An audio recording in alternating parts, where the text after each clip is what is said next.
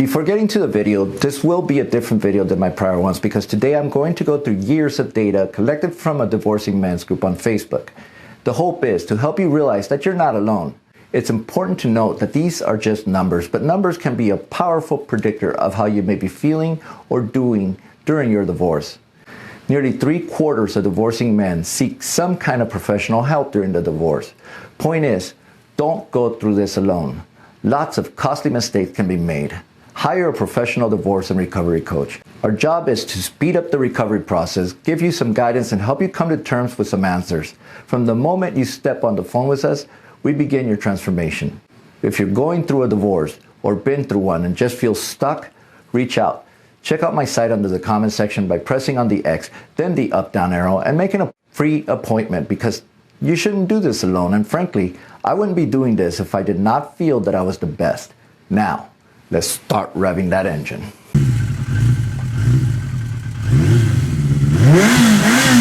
Before I ever thought of starting a career as a divorce and recovery coach, I began a Facebook group that's taken off. It's become one of the fastest growing divorce support groups for men. If you're going through a divorce, you certainly want to stick around because this will give you some incredible insight and at least offer validation to what you're going through. The demographic of this men's group is average age 39, 13.25 years of marriage, and 93% of them did not want the divorce.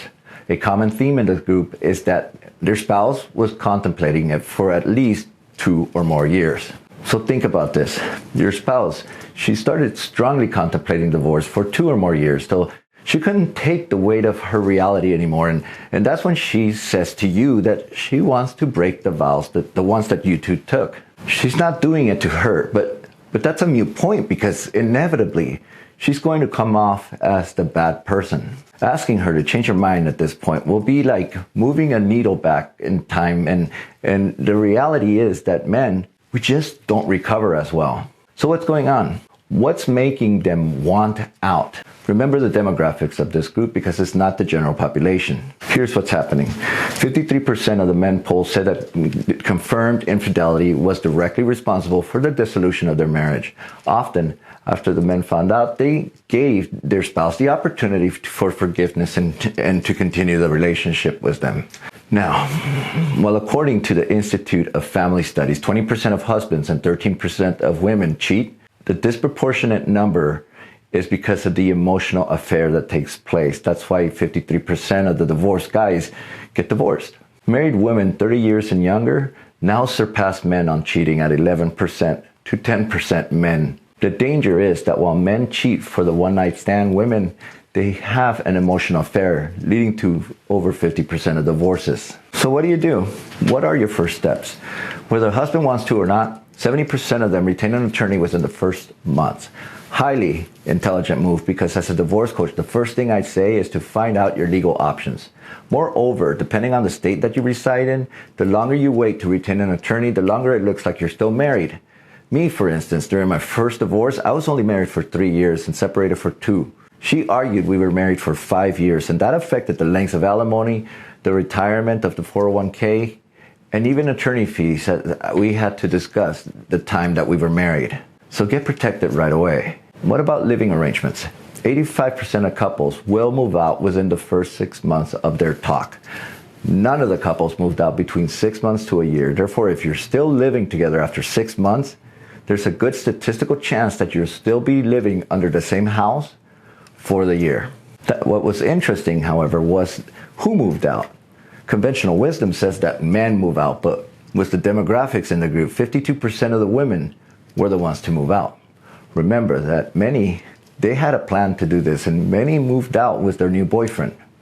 If you have kids, that's one of the hardest factors for men to come to grips with, a new man in their life. I've heard horror stories about this, but for the most part, the new boyfriend, they stay away from that part of the father-children dynamics, and they let the biological dad be the dad. By no means am I saying that there aren't exceptions, and when they are, it's usually due to the mother of the child getting the unsuspecting new boyfriend into the picture to take sides and thereby showing just how much of a punk the guy is. And the dangers she's running into by just not changing the demographics or the dynamics of the next relationship. No change. as per your children, I ask single dads a question. If it's been 6 months or more since your separation, my relationship with my kids has gotten stronger, damaged, or too soon. Now, 6 months was a mistake because the dust is still settling and custody battles are still undergoing. I should have kept it more at 1 or 2 years at least. But 60% of single dads said that the relationship with their children has gotten better. The thing is, when we're free to parent our way, our relationship improves. For the 30%, it's usually because they're still struggling for custody issues or because they have shown some kind of anger towards their ex to their children. And I tell this to the guys that their anger is affecting the communication that they're holding with their kids.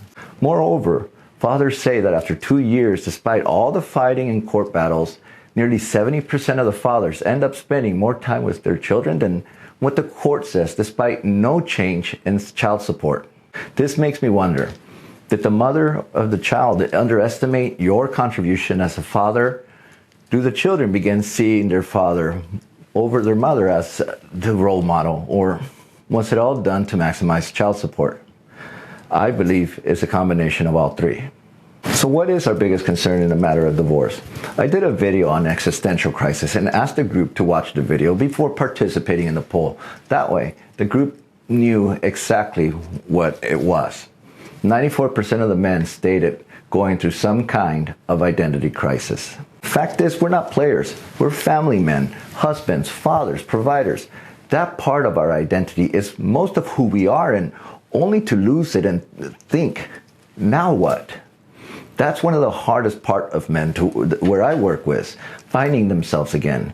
Because you don't want to spend the next 2 to 3 years thinking that you're still a husband after the divorce. And I've seen it. I can tell you this, that most of the guys that embrace and identify themselves with a single lifestyle, they come out of this faster and they thrive.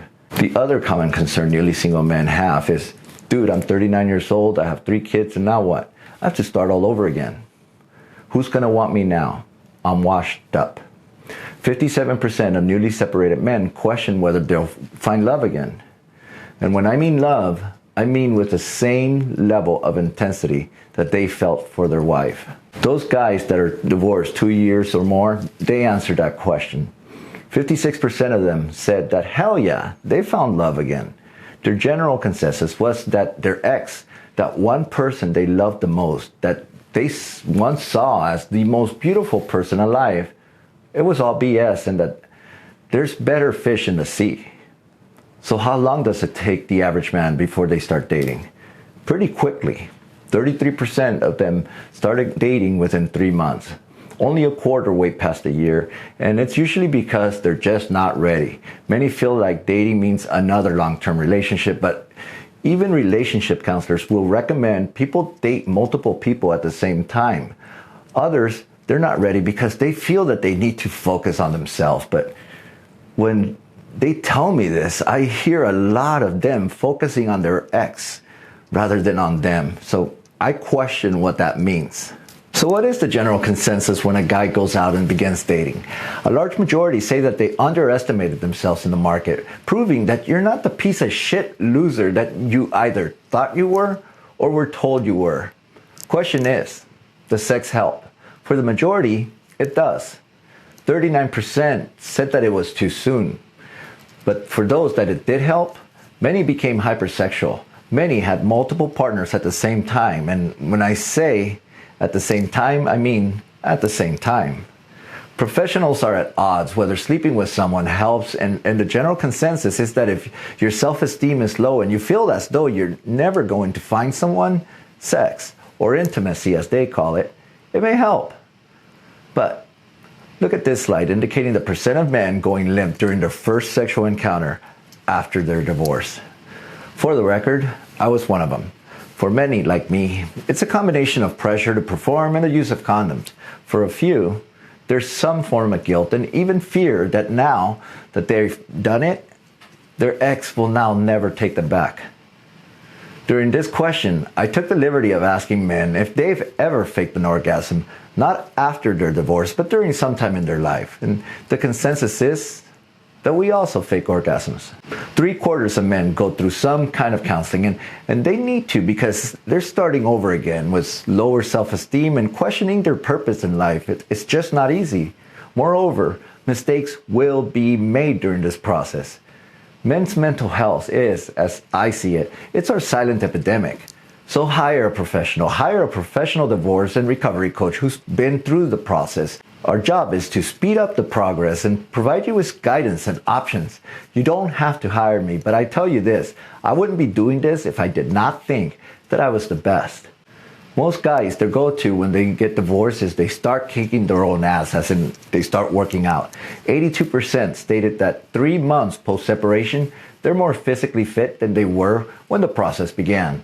There's more they can do because nearly 8 out of 10 guys say that they feel better about themselves when they dress up. I tell this to men regularly. It's not shallow or superficial to seek validation from others. This is especially true when you're down, when you feel emasculated by the person that you loved the most. It's Darwinian. That's why a large majority of guys do make an effort to dress up. None of them in the poll said that their fashion style got worse, but to get a better idea of where they're at mentally, all of my one-on-ones are done through video, and I'm not so sure about this because 80% have an unkept beard and their sweatshirt just looks dirty. Of those who try and dress up and don't succeed, it's usually due to the fact that they just don't know how to. It's the legacy that our fathers, they just didn't teach us. The next reason is that they feel strange doing so and it's just not them. However, that's why I say dressing up isn't about being someone that you're not. It's about accentuating who you already are. In other words, just becoming more of you. In the end, those that have been divorced for some time, when they reflect on their divorce, they don't say that they've accepted it. They don't say that they've come to terms, but rather 86% say that they're glad it happened. It was something that they didn't know that was necessary in their life, but it turns out that it was. Point is that if you're going through a separation or a divorce, you're going through the third most traumatic event that an adult can undergo. There are so many rooms for error here, and often, men, we just don't recover as well. At bare minimum, do something for you. Look into the possibility of hiring a divorce coach. Often, guys will think that they just can't afford it, but done right, you can't afford not to.